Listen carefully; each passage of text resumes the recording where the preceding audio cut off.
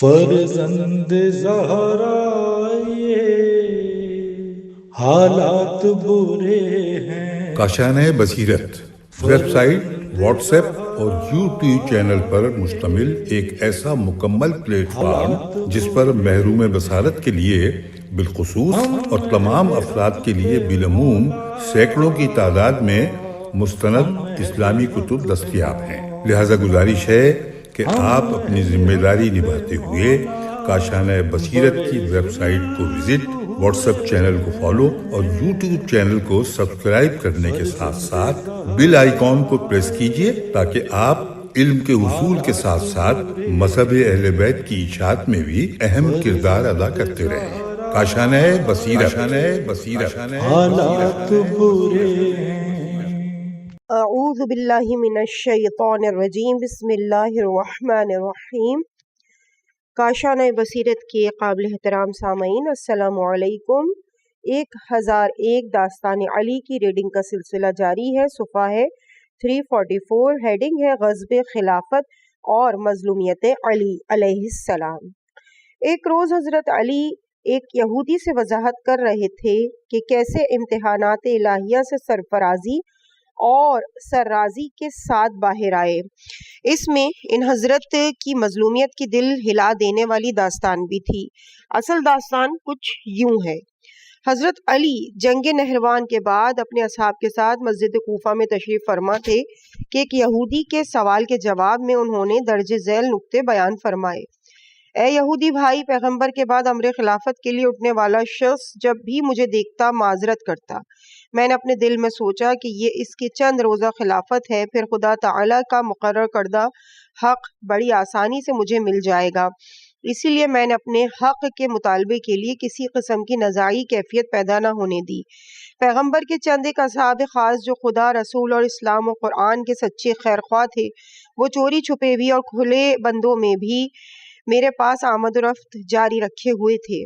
وہ مجھے اس بات پر اکساتے تھے کہ اپنا حق واپس لوں۔ میری بیعت و خلافت کی راہ میں آنے والی مشکلات کا سامنا کرنے کے لیے اور ہر طرح کی فداکاری کے لیے وہ بالکل تیار تھے، لیکن میں ان سے کہتا کہ تم لوگ بڑے اطمینان و سکون کے ساتھ رہو اور کچھ دیر اور صبر کرو، شاید خدا تعالیٰ بغیر جنگ اور خون ریزی کے چھنا ہوا حق آسانی سے دلوا دے۔ جب خلیفہ اول کا وقت آخر آیا تو اس نے زمانہ امور سلطنت اپنے ساتھی عمر بن خطاب کو سونپ دی۔ میرے لیے ایک اور مشکل پیدا ہو گئی۔ میرا طے شدہ حق پھر مجھ سے لے لیا گیا۔ پھر اصحاب مکرم میرے گرد جمع ہو کر کہنے لگے کہ اپنے حق کے لیے کوشش کریں، لیکن میں نے پھر اسی صبر و تحمل کا سبق دیا۔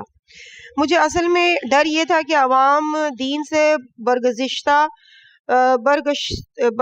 ہو جائیں گے، معاشرہ تباہ ہو جائے گا۔ اگر میں اسی دن خلافت کا امیدوار ہو جاتا، لوگوں کو اپنی مدد کے لیے بلاتا، تو لوگ دو میں سے ایک کام ضرور کرتے، یا میری پیروی کرتے یا میری مخالفین سے لڑتے۔ اگر تعداد میں کم ہوتے تو یقیناً مارے جاتے، یا لوگ خود سر ہو کر میرے اطاعت سے روگردانی کرتے اور کافر ہو جاتے۔ اے یہودی بھائی، میں نے دیکھا کہ اس کے سوا کوئی چارہ کار نہیں کہ جام غم و اندوہ پیوں، قفس سینہ سے ٹھنڈی سانسیں بھروں اور دامن صبر و شکیب ہاتھ سے نہ جانے دوں، حتیٰ کہ وہ وقت بھی آ جائے کہ جب خدا تعالیٰ کشائش عطا فرمائے اور جس طرح میرے کاموں میں مصلحت دیکھے داد رسی فرمائے۔ پھر علی نے اصحاب کی طرف رخ کر کے فرمایا، کیا ایسا نہیں ہوا؟ سب نے بیک زبان جواب دیا کہ وہ نہیں یا امیر المومنین۔ اگلی ہیڈنگ ہے آزمائشات علی علیہ السلام۔ جنگ نہروان کے بعد مسجد کوفہ میں مولائے متقیان نے ایک یہودی کے سوالوں کے جواب میں بتایا کہ کس طرح خدا تعالیٰ نے ان کو امتحانات الہیہ میں سرخرو کیا۔ علی اپنی مظلومانہ زندگی کے بارے میں فرماتے ہیں کہ اے یہودی بھائی، حضور نے اپنی حیات طیبہ میں تمام ریاستی امور میرے سپرد کر رکھے تھے اور سبھی لوگوں سے میرے لیے بیعت لے لی کہ میرے احکام کی بجاوری کریں۔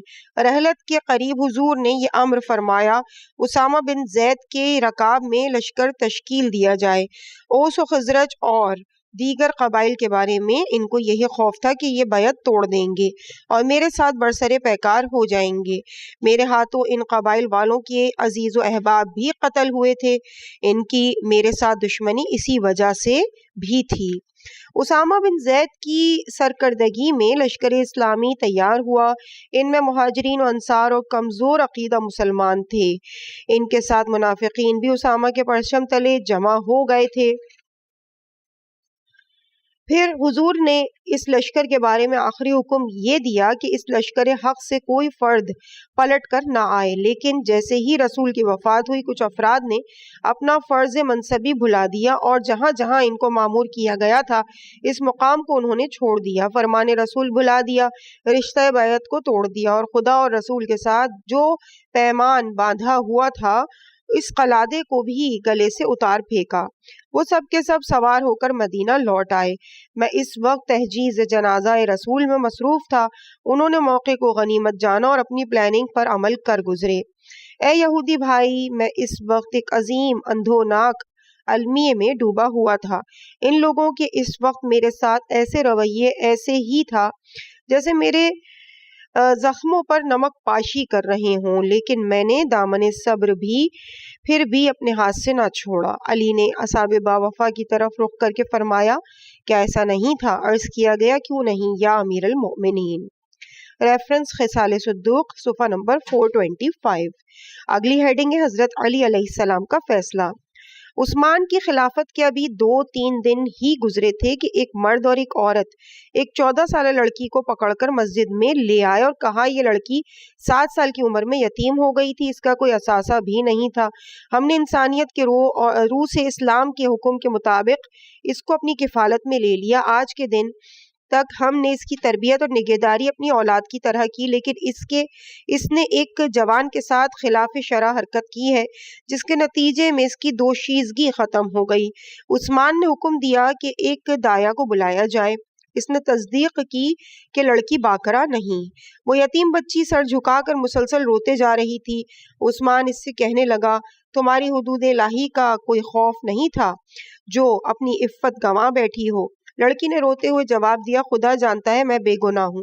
اس مرد کی زوجہ نے عثمان سے کہا کہ میرے پاس اس لڑکی کی حرکت کے گواہ موجود ہیں۔ میرے پاس تو 2 گواہوں کی بجائے 6 گواہ موجود ہیں جنہوں نے اسے حالت بدکاری میں دیکھا ہے۔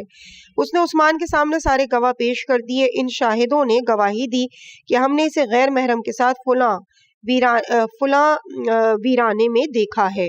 لڑکی بیچاری روتے ہوئے مسلسل یہی کہے جا رہی تھی کہ میں خدا کو گواہ بنا کر کہتی ہوں کسی مرد نے مجھے ہاتھ تک نہیں لگایا۔ عثمان عاجز آ گیا۔ وہ دلی اطمینان کے ساتھ فتویٰ بھی نہیں دے سکتا تھا۔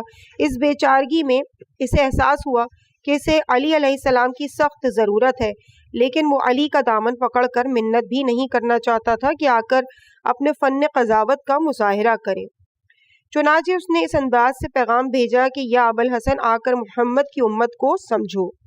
علی مسجد میں آئے اور فرمایا کہ میں تو لوگوں کی اصلاح امور کی طرف ہمیشہ ملتفت ہوتا ہوں، اس سے قطعاً غفلت نہیں برتتا، کہو کیا ہوا؟ عثمان نے پورا واقعہ بیان کیا۔ علی نے گواہوں کو باری باری بلایا۔ پہلا گواہ آیا۔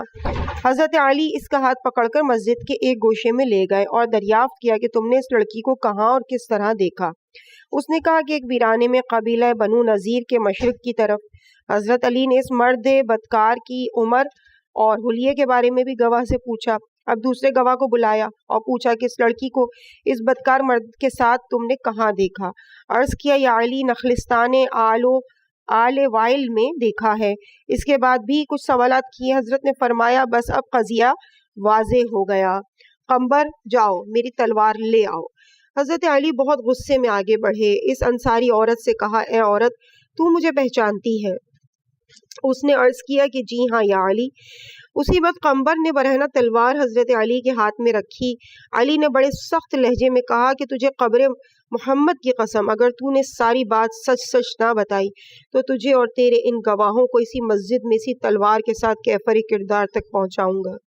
مجھے صاف صاف بتاؤ کہ تم نے اس بچی کے سر پر یہ مصیبت کیسے کھڑی کی ہے؟ 4 گواہوں نے آگے بڑھ کر عرض کیا، یا ابوالحسن، ہماری جان بخشی کر دیں، ہم نے اس لڑکی کی زندگی میں کوئی ایسی غلط بات نہیں دیکھی، یہ ہماری ہمسایہ عورت ہے، اس نے ہم سے حمایت میں گواہی مانگی تھی۔ عورت نے بھی اس بات کا اقرار کر لیا اور کہنے لگی کہ یا علی، یہ بچی ہمارے گھر میں رو رہی تھی، بڑے ہونے پر خاصی خوش عورت نے بھی اس بات کا اقرار کر لیا اور کہنے لگی کہ یا علی، یہ بچی ہمارے گھر میں رو رہی تھی، بڑی ہونے پر خاصی خوش شکل ہو گئی تھی، ہمارے گھر میں رہ رہی تھی اور بڑی ہونے پر خاصی خوش شکل ہو گئی تھی۔ مجھے اس بات کا خوف رہنے لگا کہ کہیں ایسا نہ ہو کہ میرا شوہر مجھ سے دستبردار ہو جائے، اس کے ساتھ شادی کر لے۔ میرے حکم سے اس کے ہاتھ پاؤں باندھ دیے گئے تو میں نے اپنی انگلی سے اس کی بکارت زائل کر دی، پھر میں نے اس پر تہمت لگا دی۔ اس عورت کے شوہر نے اپنی ہنگامہ کھڑا کر دینے والی بیوی کو فوراً طلاق دے دی اور اس یتیم لڑکی سے نکاح کر لیا۔ پھر حضرت علی علیہ السلام نے حکم دیا کہ اس مجرم عورت کو بکارت زائل کرنے کے جرم میں سزا دی جائے، تمام گواہوں کو جرمانہ کیا جائے۔ عثمان نے آگے بڑھ کر علی سے کہا، یا علی، یہ فن قضاوت آپ نے کہاں سے سیکھا ہے؟ امیر المومنین نے تبسم فرمایا اور کہا کہ بنی اسرائیل کے دانیال پیغمبر سے۔ اس کے بعد اگلی ہیڈنگ ہے ظاہری قاتل۔ حکومت مدینہ کے مامورین نے شہر سے باہر ایک ویرانے میں ایک شخص مقتول پایا۔ اس سے چند میٹر کے فاصلے پر ایک شخص کو دیکھا جس کے ہاتھ میں خون آلود چھری تھی۔ مامورین اس بے سر جنازے اور چھری سمیت قاتل کو لے کر عمر کے پاس گئے تاکہ اس کے حق میں حکم قصاص جاری کیا جائے۔ قاتل نے بھی اقبال جرم کر لیا۔ عمر نے بھی مجمع عام میں اس کے قصاص کا حکم دے دیا۔ حضرت علی نے فرمایا، اے عمر، معاملے کو اتنا سادہ نہ سمجھو۔ جو شخص آدمی کو قتل کرتا ہے وہ اتنی آسانی سے اپنے جرم کا اعتراف نہیں کرتا۔ لہٰذا علی نے قاتل کو بلا کر اس سے سوال کیا، اس شخص کو تم نے قتل کیا ہے؟ اس نے کہا، جی ہاں یا ابوالحسن۔ کیا تم مقتول کو جانتے ہو؟ عرض کیا، نہیں یا ابوالحسن۔ مولا علی نے فرمایا، اس سے تمہیں کوئی کینہ اور عناد تھا؟ عرض کیا، نہیں یا امیر المومنین۔ حضرت علی نے فرمایا، مجھے بتاؤ تمہارا کسب و کار کیا ہے؟ اس نے کہا، میں قصاب ہوں۔ حضرت علی نے فرمایا، تو قصاب ہے تو اچھا، تو یہ چھری تمہاری پیشہ ورانہ چھری ہے؟ ملزم نے عرض کیا کہ مجھے اجازت دیں تو میں آپ کو حقیقت بتاؤں۔ میں اس ویرانے کے ایک طرف گوسفند ذبح کر کے فارغ ہی ہوا تھا کہ اس کے بعد ابھی میں نے ہاتھ بھی نہیں دھوئے تھے کہ مجھے قضائے حاجت کی ضرورت پڑی۔ چنانچہ میں اس ویرانے کے اندر آیا، مقتول پر نظر پڑی تو میں وہیں گرفتار ہو گیا۔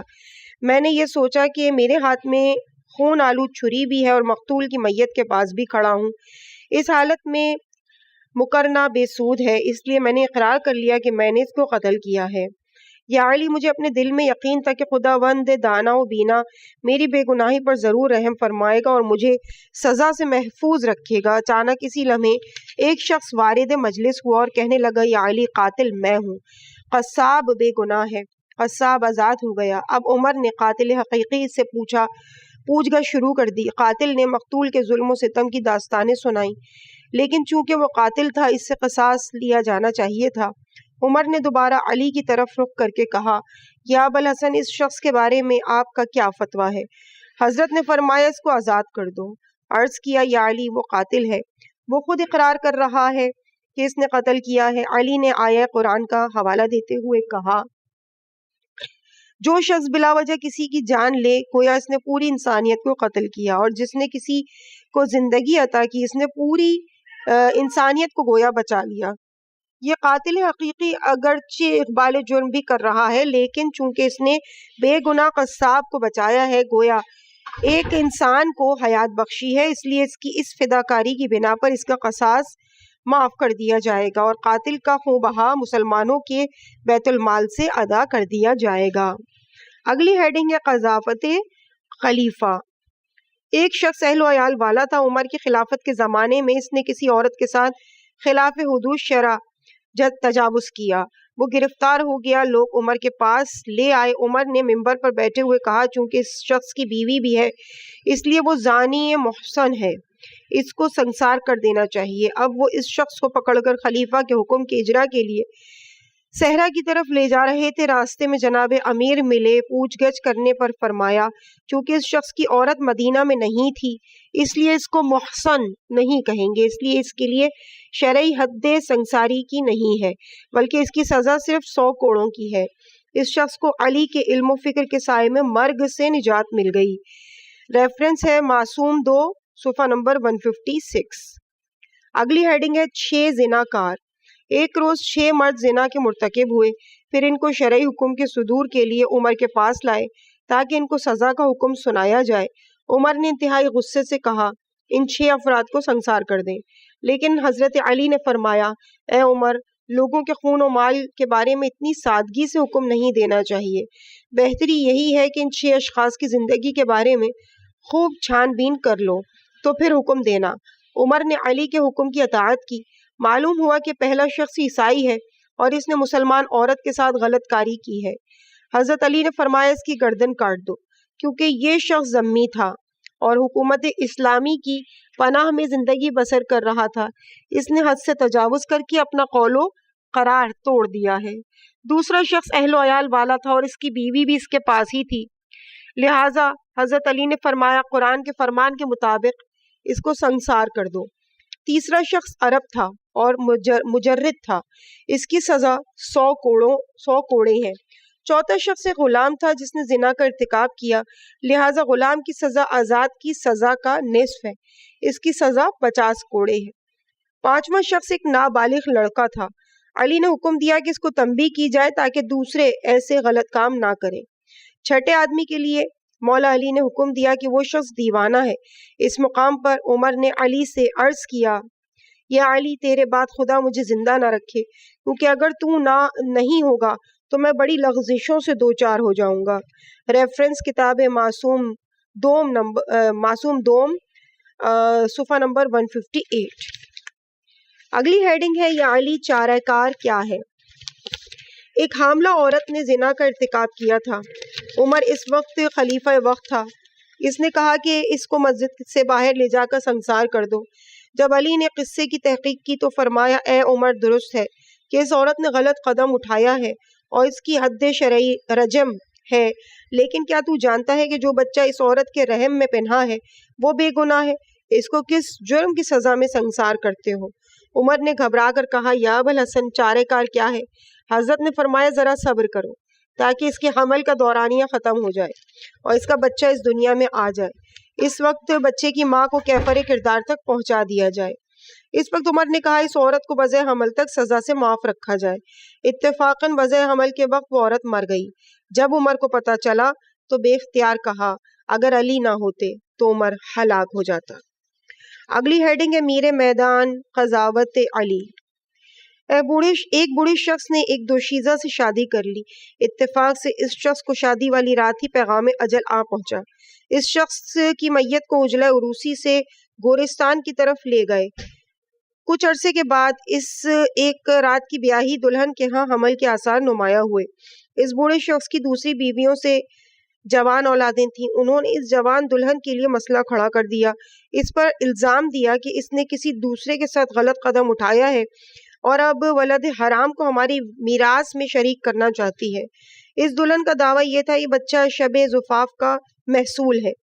حمل کا زمانہ گزرا، اس نے ایک لڑکے کو جنم دیا۔ اس بات کو 3-4 سال گزر گئے۔ سارا خاندان اس بچے کو ولد حرام سمجھتا رہا اور اس کو وراثت کا حقدار نہ خیال کیا۔ یہ مقدمہ خلیفہ حضرت عمر کے پاس گیا۔ جب حضرت عمر کو واقعے کا پتہ چلا تو اس پر اس بات کی وضاحت کی گئی کہ وہ ایک شب کی بیاہی عروس بدکار عورت ہے۔ اس عورت نے محض اس ایک بوڑھے کی دولت ہتھیانے کے لیے اس بچے کو اس کا وارث قرار دیا ہے۔ پھر ہمیشہ کی طرح انتہائی غصے اور سختی سے حکم دیا کہ عورت کو سنسار کر دیا جائے۔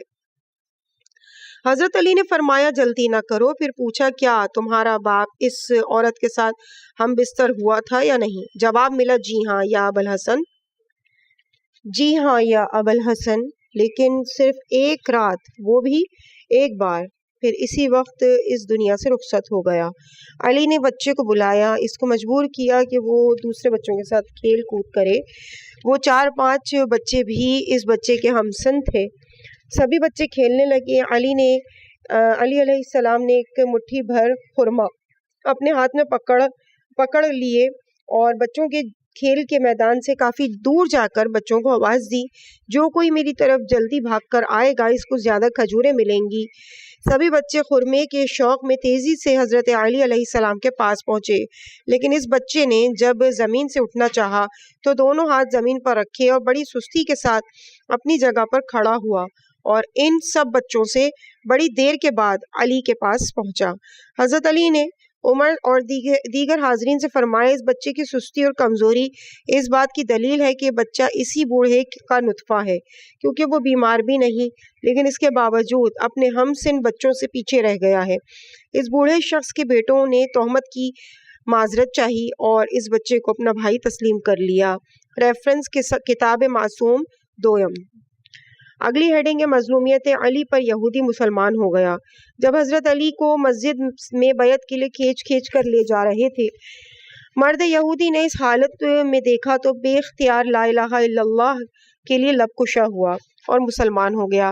جب لوگوں نے اس کے مسلمان ہونے کا سبب پوچھا تو کہا، اس شخص علی کو میں پہچانتا ہوں، یہ وہی ہے کہ جب میدان جنگ میں آتا تھا تو جنگجوؤں کے پتے پانی ہو جاتے تھے اور ان کے جسم کانپنے لگتے تھے۔ یہ وہی ہے جس نے خیبر کے مضبوط قلعوں کو کھولا اور جو آہنی دروازے 40 مرد کھولتے اور 50 بند کرتے ان کو ایک جھٹکے سے اپنی جگہ سے اکھیڑ ڈالا اور زمین پر پھینک دیا۔ لیکن اب یہی شخص ان چند ہرزہ سراؤں کے سامنے خاموش ہے۔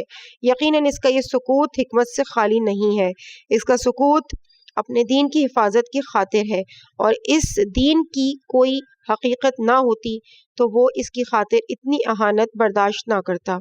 یہی وجہ ہے کہ مجھ پر دین اسلام کی حقانیت ثابت ہو گئی ہے اور میں مسلمان ہو گیا ہوں۔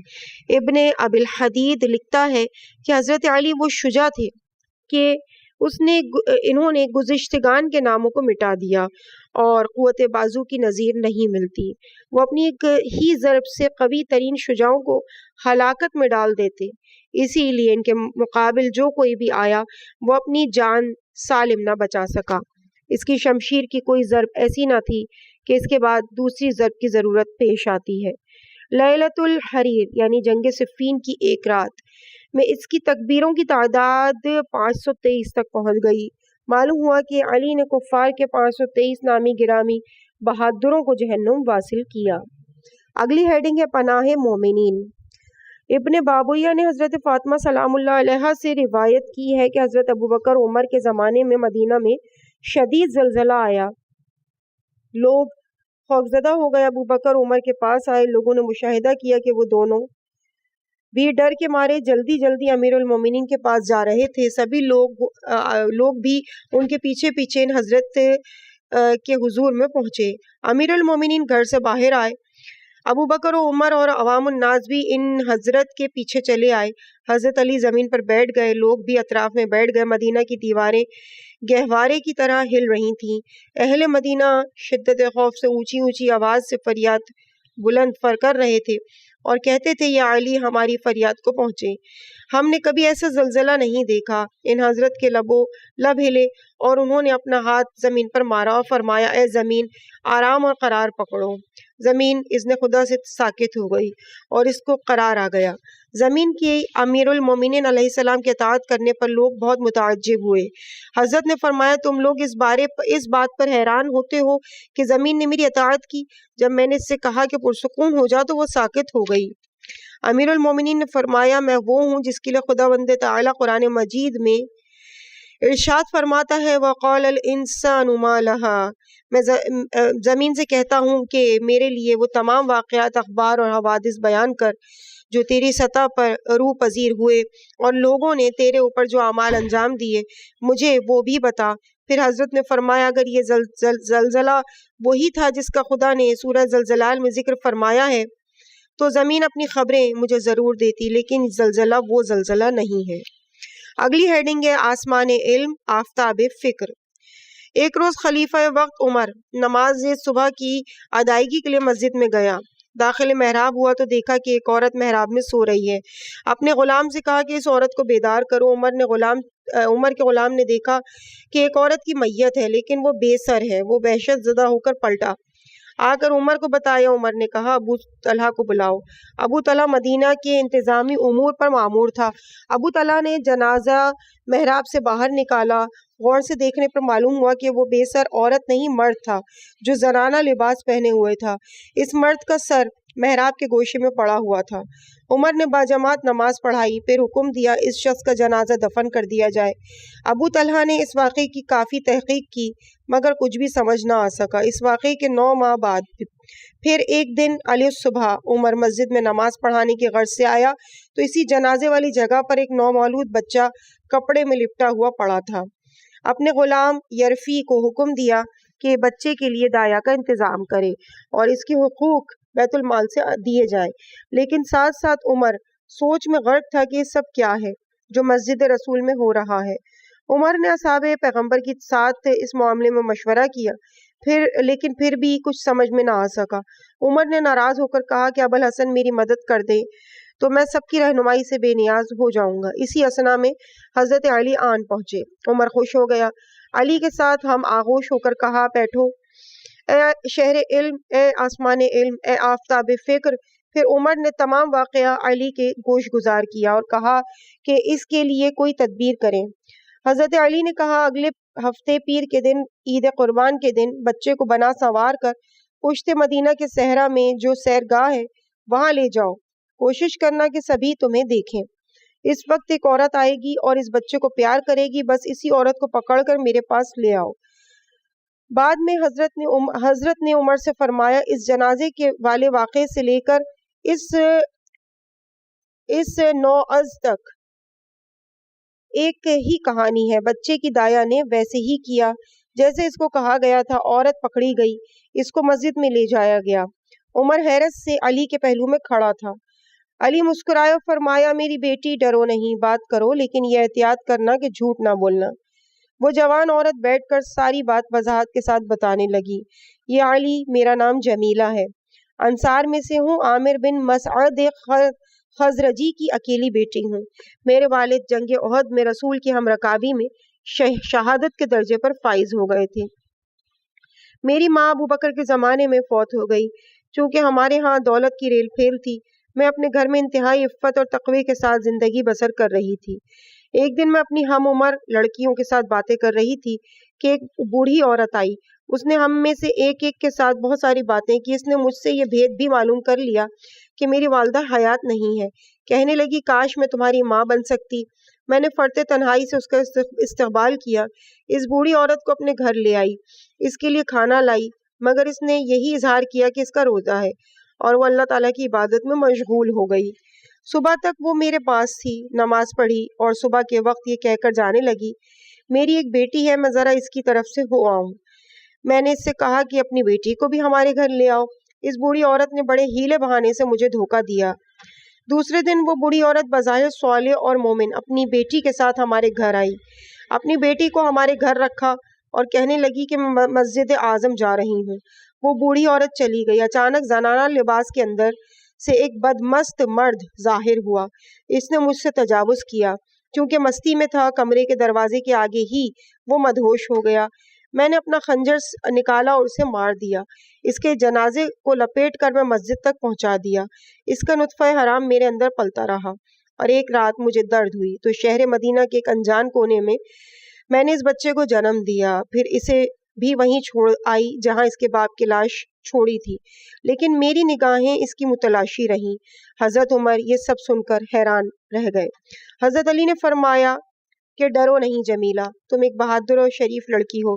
چونکہ تو اپنی شرافت و عصمت کا تو نے دفاع کیا ہے، اس لیے تمہیں قاتل نہیں کہا جا سکتا۔ حضرت عمر نے کہا یا علی، خوں بہائی مقتول؟ مولا علی نے فرمایا اس مقتول کا خون بہا نہیں ہوگا کیونکہ اس نے اپنا خون شہوت کے بدلے فروخت کر دیا ہے۔ حضرت عمر خاموش ہو گئے اور حضرت علی نے جمیلہ سے کہا کہ وہ بوڑھی عورت کہاں ہے؟ جمیلہ کہنے لگی رسول کے چچا زاد بھائی مجھے 3 دن کی مہلت دے دیں، اس کو میں آپ کے حضور میں لے آؤں گی۔ دوسرے ہی دن کے اختتام پر لوگ شہر مدینہ سے باہر ایک بوڑھی عورت کو سنسار کر رہے تھے۔ یہ وہی دھوکے باز غیر شریف عورت تھی جس کو سزا دی جا رہی تھی۔ اگلی ہیڈنگ ہے خطبہ توحید۔ امیر المومنین علیہ السلام نے رحلت رسول پاک کے 7 دن کے اندر قرآن جمع کیا۔ اس کے بعد ایک نادر اور قیمتی خطبہ ترتیب دیا۔ اس خطبے کے پہلے حصے میں مولا متقیان ارشاد فرماتے ہیں، خدا تعالیٰ کے مقدس اور پاک و مطہر وجود کے لیے ہی ہر طرح کی سپاس، حمد اور ثنا ہے۔ یہ سب اسی کو زیبا ہے، اوہام اس کے وجود ذی وجود کے آگے عاجز، ذبو اور درماندہ ہیں، عقول اس کی ذات اور حقیقت کا ادراک کرنے سے قاصر ہے۔ خداوند تعالیٰ کی ذات وہ عظیم ذات ہے کہ جس نے اپنی ذات میں سے کسی کو تفاوت اور اختلاف نہیں رکھا۔ اس کی حیثیت مادی اشیاء سے جدا گانہ ہے، ہر شے پر اسی کا تسلط ہے، کسی مادی سہارے سے اس کا علم وجود میں نہیں آ سکتا۔ اس کا وجود ازلی ہے اور غیر مسبوق ہے، یعنی اس سے پہلے اس دنیا میں کوئی نہ تھا، اور اگر یہ کہا جائے کہ اس کو زوال نہیں ہے، عدم اس ذات کے لیے نہیں ہے جو انتہائی منزہ اور بلند ہے۔ وہ ذات والا صفات ان لوگوں کی باتوں سے بہت عرفہ ہے جو کہتے ہیں کہ اس کے علاوہ بھی کسی کی پرستش جائز ہے۔ انہوں نے اس خدا کی وحدہ لا شریک کے علاوہ بھی خدا بنا رکھی ہیں۔ اگلی ہیڈنگ ریاکاری۔ ایک روز ایک جنازہ قبرستان کی طرف لے جایا جا رہا تھا۔ حضرت علی اس جنازے کے پیچھے چل رہے تھے، لیکن عمر اور ابو بکر اس جنازے کے آگے آگے تھے۔ حضرت علی سے پوچھا گیا، یا علی، وہ دونوں افراد جنازے کے آگے کیوں چل رہے ہیں؟ حضرت نے فرمایا، وہ خود بھی جانتے ہیں کہ جنازے کے پیچھے چلنے کا بڑا اجر ہے، لیکن وہ پھر بھی دوسرے سے ممتاز نظر آنے کے لیے ایسا کر رہے ہیں، اور یہ دکھاوا اور ریاکاری ہے۔ محجت البیضاء جلد نمبر 3 کا ریفرنس۔ اگلی ہیڈنگ والکاظم الغیظ، یعنی غصے کو ضبط کرنے والے۔ غلام امیر المومنین جناب قنبر کہتے ہیں کہ ہم علی ابن ابی طالب کی خدمت میں گئے، وہ اس وقت عثمان کے پاس بیٹھے تھے۔ عثمان اس وقت علی کے ساتھ خلوت چاہتا تھا۔ حضرت علی نے مجھے اشارہ کیا کہ میں دور چلا جاؤں۔ قنبر کہتے ہیں کہ میں ان سے کچھ دور ذرا فاصلے پر ایک طرف کھڑا ہو گیا۔ میں نے سنا کہ عثمان بہت ہی روشنی اور تندی کے ساتھ جناب امیر سے بات چیت کر رہا ہے۔ علی سر جھکائے ہوئے اور زمین پر نظر گاڑے ہوئے تھے۔ عثمان نے علی سے کہا کہ تم بات کیوں نہیں کر رہے؟ حضرت نے فرمایا، میں اگر کہوں گا تو صرف وہی بات جو تم نہیں چاہتے، تمہارے فائدے کی بات کے بارے میں نہیں جانتا۔ قنبر کہتا ہے کہ ان حضرات کی اس حکم کی تفسیر یہ ہے، یعنی وہ کہنا یہ چاہتے تھے کہ اے عثمان، جس طرح تو نے مجھ سے پرخاش رکھی ہے، اگر میں بھی ویسے ہی بات کروں تو یہ بات مقابلے میں ہوگی، اور یقیناً میری پرخاش تمہیں آزردہ خاطر کر دے گی، لہٰذا میں اس بات کو ترجیح دوں گا کہ کوئی کام بھی نہ کروں، اگرچہ وہ تیری عداوت کا باعث ہی کیوں نہ ہو۔ اور یہ ہے معنی مظلوم عالمین، پس تم اس کو سمجھنے کی کوشش کرو۔ عزیز سامعین، اس مقام پہ ہم ریڈنگ کے اس پارٹ کو یہیں پہ مکمل کرتے ہیں۔ صفحہ نمبر 360 چل رہا ہے۔ اگلی ہیڈنگ ہوگی امام علی کے توسط سے استقبال ابو ذر۔ مجھے اپنی دعاؤں میں یاد رکھیے گا۔ والسلام علیکم ورحمۃ اللہ وبرکاتہ۔